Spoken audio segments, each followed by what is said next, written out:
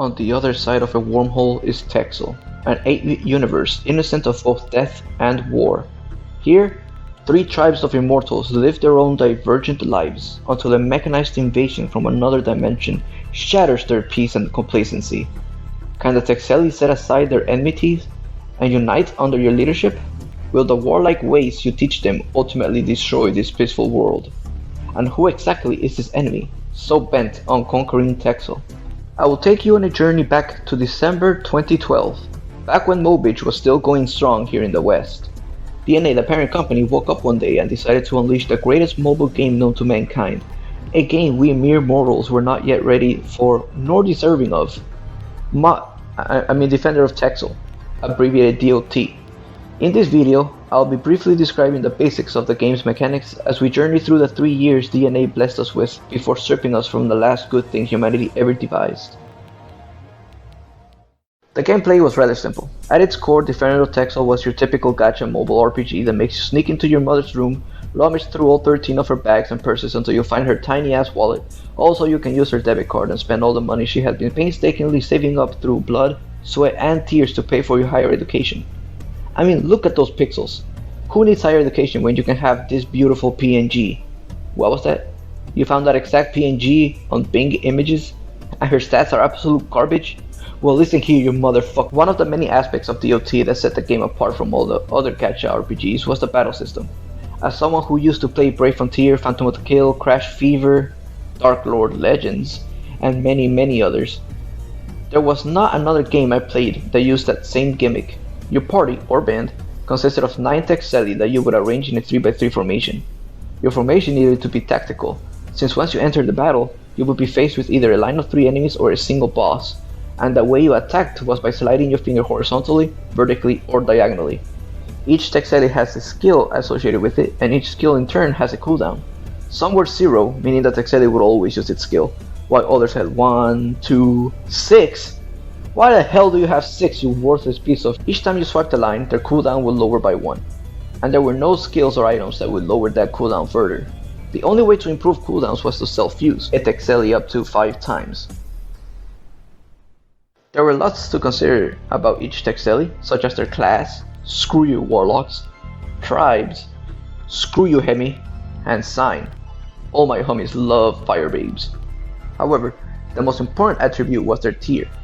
There were 5 different rarities for each Texeli: common, uncommon, rare, epic, legendary, and the totally real mythic rarity reserved for the one and only Asuna the Umberling. The tier of a Texeli describes its evolutionary path. Tier 1 Texeli started off as a common and could evolve up to a rare. Tier 2 could go from an uncommon to an epic, and Tier 3 would go from a rare to a legendary. The way to evolve was the aforementioned self-fusing of 5 copies onto a single 6th duplicate. However, as you self-fused, the cooldown will lower a maximum of 2 times. Once at 2 out of 5, and another at 5 out of 5. Since legendary Texeli could only be self-fused 2 to 4 times, there were no legendary Texeli whose cooldown would lower more than once, no matter how hard you tried. Each Texeli could be equipped with their own gear. Gears also came with rarities, though there were no legendary gear ever added to the game. All gear increased either attack, which is used for physical or non-skill damage, defense, which protects from attack-based hits, wisdom, which are magical skills, or protects from other magical skills, and or agility, which determines the order in which fighters attack each other, and sometimes there are some skills that are agility based, so it's used as an attack. The only statistic that no gear ever affected was HP. Later in the game's history, the people at D&A decided to spice things up a bit by giving gear their own sign, making them extra effective when worn by a Texeli of the same sign. Some gear even possess skills. However, unlike Texeli skills that are based on cooldowns, these skills are based on good old... Oh my god!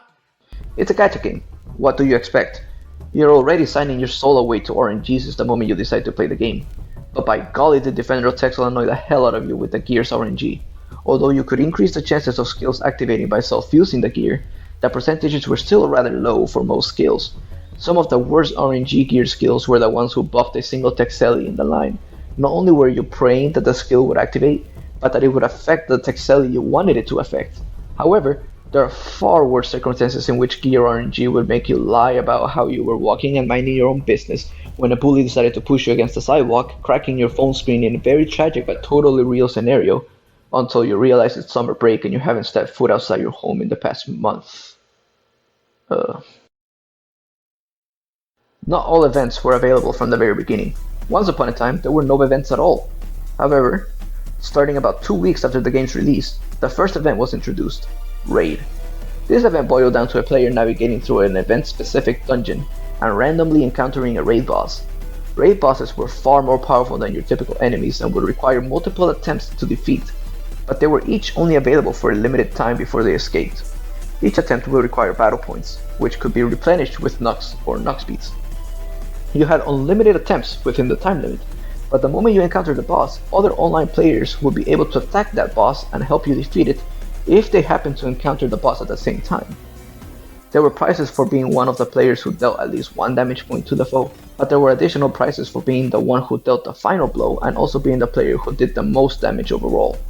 It wasn't until the second ever raid type event that the mob system was introduced. With this new mechanic, players will be randomly assigned to mobs at the beginning of each day. Then each mob will be randomly paired with another mob, and the two mobs will compete against each other to see who was able to collectively achieve more points at the end of the day. Another key difference was that every raid boss encountered and not yet killed would accumulate in the battle section. This would allow members of either your own mob or the rival mob to finish off a boss you encountered, despite not having encountered the boss at the same time as you. Raids and mob raids would interchange up until the Wrath of Nurgle event on May 2013. This was the last raid event before every subsequent raid type event became mob raid. The second event type introduced to the game were dungeons.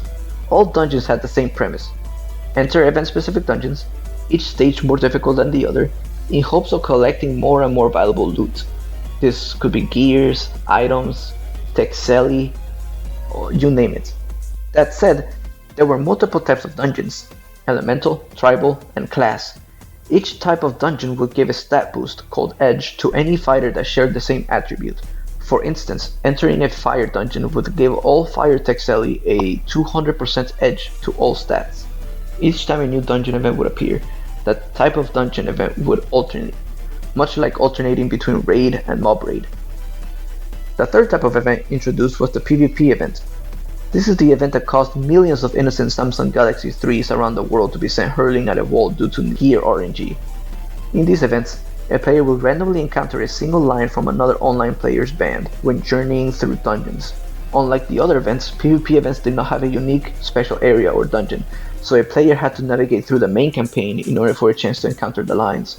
The player was always given 3 options of varying difficulty, and win streaks were possible for those who could defeat all enemies without losing. Once the streak counter reached 30, it will reset back to 0, but even stronger enemy lines would appear.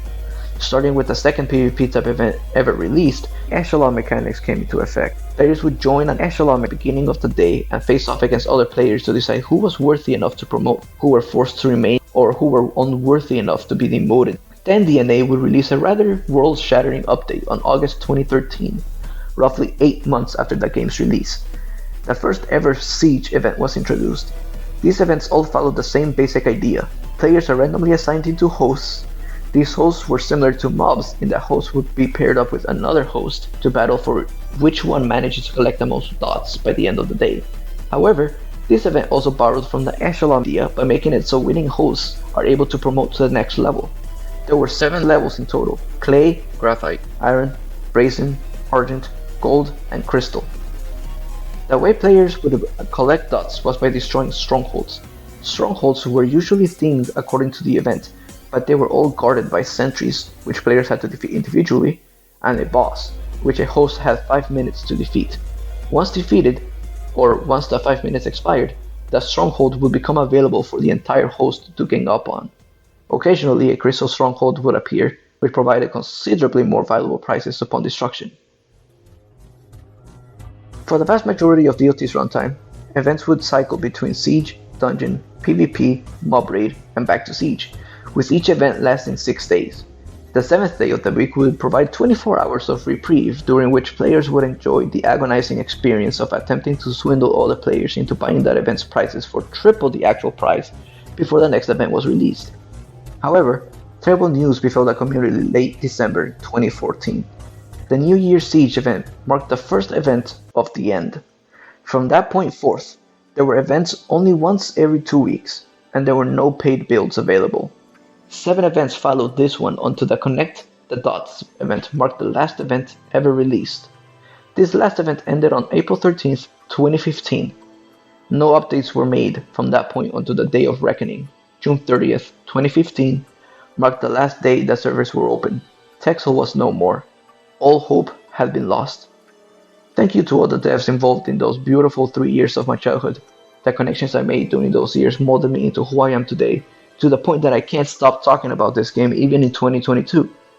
May Defender of Texel forever rest in the hearts and minds of everyone.